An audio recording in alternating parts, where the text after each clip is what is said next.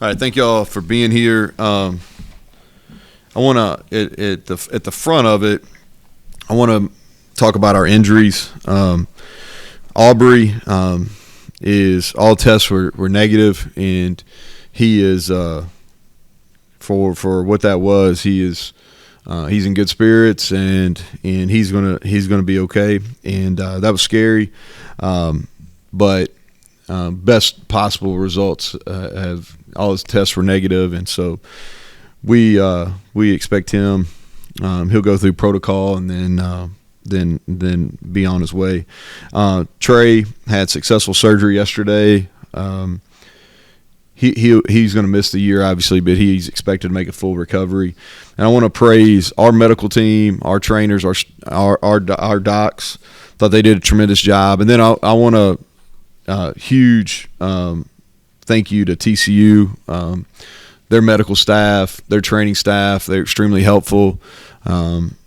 Their trauma team and their docs, they handled the surgery yesterday, and so Aubrey and Trey, we're gonna fly them back tomorrow, and so looking forward to getting them back. And but I wanted to hit that at the front. I'll be honest, I'm here against my will today. I was planning on having a day off, so Monty got me today. I won't hold y'all responsible for that. So really good road win for us versus a quality TCU team, and I think that'll show as they progress through the year. Really proud of our staff and players. We were able to win despite not playing really well. We didn't play. Played at a high level on special teams, which I'll talk about here in a second. Defensively, did some good things in the second half. Offensively, played better in the second half. But overall, we're capable of playing much, much better than what we played on Saturday. We have 4 objectives, and I think you've heard me talk about it. Discipline, strain, tough, and smart. That's how we want to be described. And I think 2 of them, we're setting a really high standard. And we strain, play extremely hard, and we're a tough team, mentally and physically. We're able to overcome adversity. We've proven that in multiple games. We started slow, and we've been able to overcome that and kind of during this winning streak. And also, that was really tough on Saturday night, from a mental standpoint of seeing not 1 but 2 of your teammates go down, and it doesn't look good. And so, we're doing those 2 things. We're straining, and we're a really tough team.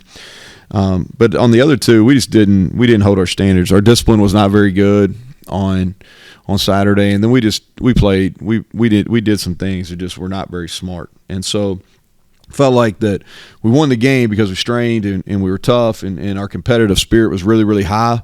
But we've got to make huge strides in being more disciplined and then just being a smarter team. Game recap. Start with special teams. I really feel like we won the game because of special teams. I think the positives, obviously, we had 2 blocked field goals, and that's a unit. Our field goal block unit has really done well all year. And y'all have heard me say this a couple of weeks in a row is, man, we're really close to blocking 1. Well, we went and got 2, which was huge. I thought our field goal, Michael Hayes, he first of all, the one before half, he drilled. That was a big kick. And then the one in the fourth quarter. And part of the reason, I don't know if you could tell this on TV, the wind was kind of swirling in there. And it was he had the wind with both those kicks that he made. And their kicker was against the wind both times. And that was some of the thought process of taking the ball because we knew we'd be able to pick the wind direction in the fourth quarter. And so I thought our kickoff cover team did a great job. That was probably our biggest challenge on this week. We had Texas Tech, and they've proven they're pretty good. They hit a return versus Houston as well, but Dre McCray hit one. But we didn't play very well on kickoff coverage teams versus Texas Tech, and so we challenged our guys. And then Hayes came out and had a tremendous day with kickoff locations and hang time, which is the number 1 factor on good kickoff coverage. And then our guys they defeated blocks. And so that was a big we talked about that being the first play of defense, and I thought our guys stood up to the challenge on that. And then punt, 46 yards net punt. And so credit to Ollie, credit to the guys covering. We got good guys, good speed guys running down. And then Preston Fox again on punt return. We blocked for him better, and then he's stealing first downs. in the return game, and he's done a nice job. The things we got to improve, the penalty before half, we did a really good job offensively getting in a position to make a field goal, and then Hayes makes it, and we flinch and jump right there, and we just can't have that. That goes back to what I was talking about from a smart perspective. There's no reason to do it, and so that was disappointing. And then really bad mistake at the end of the game of us. We talk about situational football. We actually show video on Friday of other teams doing things that are smart and not smart. And we talked a week ago in depth about, and I think we did it 5 times because I counted. Because I always look back at myself. Okay, did we cover that? But we've covered that 5 times about if the kick's blocked and it goes on our side of the line of scrimmage, you stay away from it. And we about made a catastrophic error on that. And so we got to obviously clean that up. And our kickoff return team, we're a little bit better, but I think we can take it another step. And so we got to get better at that unit. Defensively, much improved in the second half. I think they averaged 3.6 yards per rush, which was vital. Our red zone defense continues to be really good. I think that's the key. One of the keys to success in this league is being efficient in the red zone. And then our 3rd and 4th down in the second half. We didn't play third down very well in the first half, but in the second half really bowed up and played quality defense on those end of possession downs. Things we got to improve. We got off to a slow start. We had 6 missed opportunities. 1 ball on the ground that we didn't recover, and then we dropped 5 interceptions. 2 of them would have been good plays. 3 of them hit us right in the chest. And it's not very often in games where you can get away with those. And we didn't get away with them against Penn State. That game's totally different at Penn State if we catch the 2 interceptions they throw us. If we just catch the 2 they throw us, the game's different. And we were really fortunate to come out of that game with us dropping some interceptions that we had, because 2 of them, one of them for sure had a chance to be a pick 6, and the other one had a chance too. And so we got to clean that up. Our tackling was not very good in the first half. It was sloppy. I thought the tempo bothered us, and we had some MAs and some coverage where we gave up some easy completions. So we got to get those cleaned up. Offensively, I'll say this. I'll credit the guys because we really – and I think I said this after the game for you guys that weren't there. Really probably – I've been doing this a long time offensively, and probably as strange a game plan week as I've ever had last week. Really thought up until Thursday morning – Garrett didn't do much, didn't look very good on Tuesday as far as moving, and I didn't want to play him until he was 100%. And then Nico injures his ankle, really don't know the extent of it till he gets up Thursday and really has a hard time walking. And so Nico got every rep on Tuesday, every rep on Wednesday, and the things that we were preparing for him to do was quite a bit different. And so we kind of had to take a 180 on Thursday, and the stuff that we practiced on Tuesday and Wednesday, some of the run game was the same, but we really had to almost do a 180 from a game plan perspective. And what we did Thursday and Friday, Thursday's a walkthrough, Friday's a run through, and then play on Saturday. So I credit our guys because we did what we were supposed to do assignment wise for the most part. The positives are that we didn't turn the ball over. We had 201 yards rushing. We controlled the clock, time of possession, kept them off the field, gave up 0 sacks. They were 4th in the country coming in. We gave up 0 sacks. And I thought, a couple of our young kids made some plays in the second half. Rodney did. And then Hudson made a really big catch, or 2 big catches, one on a 4th down, one on the big play. And then E.J. Horton came in and made a really nice play across the middle as well. Things we got to get better at is we're just not breaking tackles, man. We're not breaking tackles. We're not making people miss. We didn't separate very well in man coverage. 3rd and 4th down, especially in the first half, we weren't very good. And then the goal line sequence there, we didn't. 4th down was a bad play. That's on me. I thought we should have scored on 2nd and 3rd down. And so, but we got to be better. Probably if we'd have practiced that game plan all week, I'd be really, really critical of what we did. I'm a little bit more lenient on our guys because we had to switch, and so I don't think it's totally fair with them. But I'm not necessarily pleased with what we're doing. I was really happy with Garrett. Thought he gave us a chance. But to kind of wrap it up, excited about where we're at. We're 4-1. 2-0 in the league, most importantly, and we haven't played our best. I really believe our best football is out in front of us. We got to take advantage of the bye week. We're treating it different than we have in the past. First of all, this isn't a true bye week because you got to start your game prep on Friday. This is the second year in a row we really hadn't had a true bye week because the kids can't go home. It's a long year for these guys. In a traditional bye week, you have a whole weekend off, and you give them that weekend off and then go home. Well, we don't really have that. And so we're not going to – we gave the players off. I gave the staff off yesterday and today. Staff will come in tomorrow morning. I gave the players off till Wednesday morning. Guys that need treatment and recovery and stuff, they'll be in through the building, but we're not going to do anything formal with them until Wednesday morning. We'll practice on Wednesday, and we'll start Houston prep on Friday. So we've had 4 really physical football games, and we got to use this kind of to hit the refresh button mentally and physically. So that's kind of that's the plan. So with that, questions, Greg? So filling in for the guys that are hurt. I mean, start with linebacker. Ben Cutter was already rotating in with Trey. So does he become the starter? What do you do behind him? And then safety, with or without Arbor, you need depth. So what do you do? Yeah, those are probably 2 of our positions that we're probably thinnest at, right? Linebacker Josiah Trotter, who was, in the spring. He was going to compete to be a starter. He would definitely played a bunch of snaps. So we lose him in the spring, and now Trey. And so 2 significant injuries at that position. And so Ben Cutter, he's a guy that's going to need to step up for sure. Jai Favris, Caden Beiser, those are going to be the guys. And so we won't meet until tomorrow from a staff perspective. But when I talked to Jordan and we talked to Jeff, those are the guys. And Cutter did some good things in the game now. He really had, especially on kickoff, and he played a good number of snaps on defense. And y'all haven't asked about him, but he's played a good number of snaps the last couple weeks defensively. So he's ready to do it. He's a true freshman, but, he'll be ready. He's physical. He's smart. He'll be ready. And safety? So safety, do some thinking on that one. We'll go back with Dante. I want to see what his availability is going to be. That's I don't take the lightly that's trauma, laying on the field. And so I don't want to speak to his, whether he's going to be available or not. I think it's too early to tell. His injuries, I think best possible scenario. But there's some trauma in that. And so I want to get him back, give him some time before we figure out kind of where he's at from a return standpoint. Tomas and Milam get poked in the eye? Milam got poked in the eye. Yeah, and kind of unfortunate. It happened after the play. So he wanted to play. His eye was completely shut. If it was a boxing match, they'd stop the fight because he couldn't see.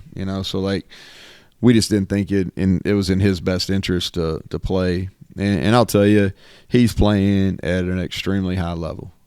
If we can get them all playing like him, then from a effort and a production standpoint, we'd be on to something. Tomas, I think it's too early to tell. It would be a struggle if we were playing on Saturday this week, but because we don't play this week, I think we'll see how it goes. But it's not something that's going to keep him out an extended period of time.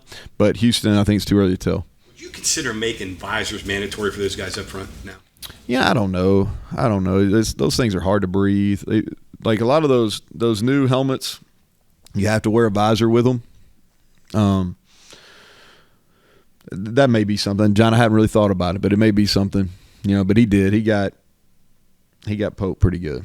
You mentioned after the game that you felt like now, especially after that win, you should be a nationally ranked team. Got some votes. Disappointed. Any comments there? Well, I think 2 things is I voted on the coaches poll, and I voted us in because I really believe that we should be. I think that sometimes the coaches poll, it's really hard, and I get a lot of help from Montoro because he does a really good job of keeping me educated on results and who plays well, and we spent some time on it on Sunday, and I'm not sure if everybody does that. I don't want to say they do or they don't. And I think people, you look at Texas Tech, right? Oregon's ranked. Where's Oregon ranked right now, Monty? They're in the top 10, right? Texas Tech's beating them and Oregon scores within the last minute and a half.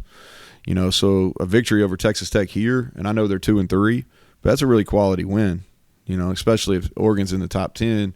And then going on the road, at TCU is a really quality win. And so I just don't know I think sometimes our league's underappreciated. We only have 2 teams right now, or maybe 3 that are in. I think our league's underappreciated, and some of that's because we didn't take care of business in the out of conference like we should have, or non-conference like we should have probably. So I'm not saying that's not unfair, but I do, taking who we've played, I do think we're one of the top 25 teams. But hey, it's just something else, man. Like, we've kind of been underappreciated, not respected the whole time. So this kind of falls in line. So we'll have a couple more opportunities. Do you have to address it with your team at all? Yeah, I'll just tell them. Yeah, I'll just say, hey. This is it's kind of like the 14th deal. This is, the AP poll, I don't know. I don't know enough about how the AP poll works and who votes on it and knowledge level and all that kind of stuff. Probably the same. A lot of the same people that picked us 14th in the league. So, it is what it is. But, we'll talk about it. A couple of their injuries, Hershey and I guess how Garrett reacted. Yeah, Garrett, he needed this time. He had a birthday yesterday, and, whether he stayed off his feet on his birthday or not, who knows. But he moved around a lot better than I anticipated in the game, and that's kind of why we played a little bit different in the second half. I didn't call a very good game in the first half. I really didn't know. I didn't really know what to expect of him being able to move around. We called the game differently in the second half because I could tell that he could run, and I thought that helped us. He came out of it. I talked to him on the phone yesterday. I didn't see him. He said he felt good. And so we'll see. He needs some time too, so this week will be good for him. But I anticipate him being 100% when we play a week from Thursday. And Hershey? Okay. Hershey, I think he could have gone back in the game on Saturday. It was kind of a coach's decision. He did some good things early. But we'll see. We'll see on him. I think he'll be fine. Hey, look, one name I haven't heard it forever, but Austin Cave, linebacker. So he's been out. Yeah, he's been out with an injury. He's got a lower body injury. He's kind of day to day, and it's really been last week of fall camp, maybe, or the week after Penn State. But it's a lower body injury. I don't think it's season ending, but he hasn't practiced. Some of the 4 keys you talked about, and then kind of the way that you adjust the practice by being more physical and tackling more. Would that work with every team, or did it just happen to line up with what you have here? I think each team's different. I think that for us, because where our strengths are, I really knew that our strength was going to be on both fronts, and really our front 6, because our linebackers have played really physical as well. So I thought for us to really utilize our strengths, we had to be more physical. And we have some depth in both those areas. I think that showed our defensive line has been showing its depth all year, but the fact that we lost 2 starters in the game and still did some good things in the run game in the second half kind of speaks to, and not giving up any sacks, kind of speaks to some of our depth on our O-line too. Hubbard and Malone both came in and played well. And so we had some depth, so you're able to go a little harder. Sometimes when you don't have depth on O-line or D-line, you can't practice as hard as you want to. But I thought it was the only answer for this team, but I think you look at it kind of and you have to evaluate each team differently. But the 4 principles too, that seems like fundamental football, but does this roster just take to that better because of experience? Well, I think that it's a more self-aware group. And I think that when you have some success, you create more buy-in too. And we've kind of been upfront with them about who we have to be successful since the first day of spring practice. And those 4 principles, those guys can repeat to them, because I tell them, I show a slide that has those things on them every single day. Every day I'm in front of them, I show them the same slide. And it's and what it comes down to is discipline is a team that doesn't beat themselves with penalties, turnovers, etc. Strain is just how you play. The toughness, the physical toughness is there's some fundamental aspects of that, hand leverage, pad leverage, playing, but overcoming adversity, and that's something we really worked on in the winter and the summer was some how to overcome adversity. That's mental toughness, and I think that's something that you have to practice. You just don't become a mentally tough team. You have to work that, and that's really off-season wise, and that's through strength conditioning as much as anything.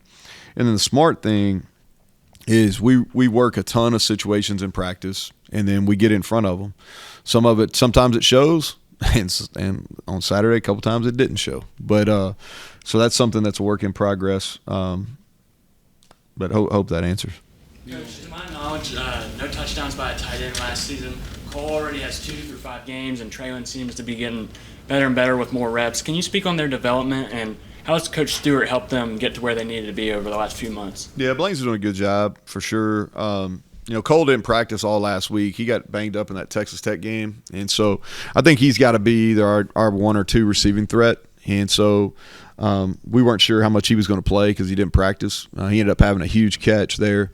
I'd like for him to score on that second down completion, but he had a huge third down conversion. I can do with all that ball spinning and all that garbage. We'll get that fixed. But he had that was a great catch, and he's going to continue to get a bunch of targets. Traylon kind of does the dirty work. We tried to throw him the ball 4 or 5 times. He got tackled out in the flats one time on that third and about a yard and a half that we could have extended, not giving him the ball with so much time. He got tackled out there, but we tried to throw it to him. He's more capable receiver, but he's done a really nice job in the block game. Jalen Anderson, was he banged up? He didn't practice on Tuesday. He'd been sick, and so we just kind of went with some other guys. Jaheim earned the opportunity. He needs to play more. So CJ 3.2, 2.8 the last couple games, not his norm. Is there any concern there? Anything that needs? Yeah, I think there's some concern. I think we got to play better. Yeah, I think he's got to play better. I think he would tell you the same thing. He's healthy. For as healthy as a running back can be through 5 games. Some of it's been some bad luck, but he hasn't had the big explosive runs like he did a year ago. I thought Jaheim came in with some energy, some juice, and he had, his average per carry has been really good this year. It's always a good time to get an update on some of the young guys who aren't playing. So, ask me on Monday. We're gonna get after it pretty good on Wednesday. Okay. And so ask me on Monday, because on Wednesday and Friday of this week that Monday Night Football crew is gonna get after it. And what I'll do is on Monday I'll give you all a pretty good idea of who does well in those 2. Let me give you a soapbox for a second again. Okay. Analytics. You played football when there really wasn't analytics as it is now. You coached it, I'm sure. The effect it's had on the game and on sports, like on baseball, you see rules changes being made because it's forced by analytics, really. Basketball, has had rule changes almost every year. What's the effect it's had on football, and should there be changes? It's probably had the least amount of effect of the 3 major sports on football. Baseball has completely changed. I mean, you would know that more than I would, Bob, with your years covering it. But it's completely changed. And now some of that's getting probably corrected when the shifts go out next year and all that. But and then in basketball, it's completely changed. And I probably didn't have as good an understanding of that. And I'm a basketball fan until spending some time with Joe over the summer, and him kind of explaining some of the things they were doing with the Celtics that made it really clear. Football, I think the biggest change is from an analytics standpoint is more just overall use of technology, like how you practice, and the emphasis on recovery. As far as in game, it's really more of a when to go for it, when to not. That data is probably what we lean on. If you look back at our situations, to kind of, if I had to do it over again, we were in minus territory there. Like I probably would have gone for it. It's easy to say because we punted and they scored. If they didn't score, I probably wouldn't have said that. But hindsight's always better. But we've been pretty good in those short yardage situations. So, and then the other 2 is we were going down the other way. The other one was like 4th and 6, and the wind was blowing pretty good. And so if we were on the other end of the field, I would have kicked a field goal then. But because we were going against the wind, we didn't. We had a good play there. Ball got tipped. That'll happen. And then the other one is you kind of make some of those decisions going in the game, and it was 4th and about a yard and a half. It was too long to quarterback sneak it. But we should have called a better play. But I knew if we stopped them if they stopped us, they had 99 yards. And I felt like we were playing really well on defense, so I thought that was right. But I'm giving you a lot of information. But analytics in football is probably behind the other two. All the NFL teams have their own. We have an outside company that we use.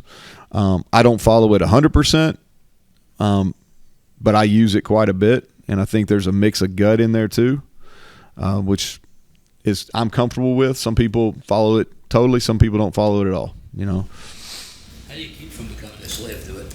Well, I think a lot of it, you try to make as many decisions before the game when the emotion's not in it. So I take time on Thursday, really. I do a phone call with our guy and ask a bunch of questions and really try to make some decisions on Thursday before it's emotional. And then when you get in the game, how the flow is going. Like, for instance, in the first half when we didn't go for it on that, I kind of made my mind up because how we'd been playing defense the last couple of weeks is like, hey, I'm only going to go for it on the plus side. But we didn't play very well early. And so that's where I was like, man, like I probably should have done. If I had to do it over again, I'd go for it. But you try to make those as many as you can when it's non-emotional. And so you're making decisions based on knowledge, not on emotions on Saturday. One more. Yeah, that's fine. One more question on this. Change in play in the Big 12 from a wide open passing league to what it's become now. Has that been analytically driven, or is that? No, I think everything goes in cycles, right? And I think the innovation, they're still there on offense, but I think there's a lot of defensive innovation. And I've been pretty open with this. I think a lot of it changed when Iowa State went to the 3 safety deal, which was very similar to the innovation that Mike Leach brought with the air raid when he went to Oklahoma as the OC and then as the head coach. So the offensive innovation really happened then. And then I credit those guys at Iowa State for when they went to the 3 down, 3 safety look, that really started a whole innovation defensively that really is swept across not only college football but the NFL as well. And it has its basics right here. And so, and I think too is like when you have coaching changes. So there's been a bunch of, I don't know, like I knew this at one point. Like I'm probably in the top 5 longest tenured coaches, and it's year 5. So like there's been a lot of turnover in the league. And so I think anytime there's some coaching changes, the league kind of changes as well. Greg, you had one question, so I got to go. I got an eye doctor appointment, so Monty's getting itchy. It'll be way too long, so all right. you just go. All right. Thank you all.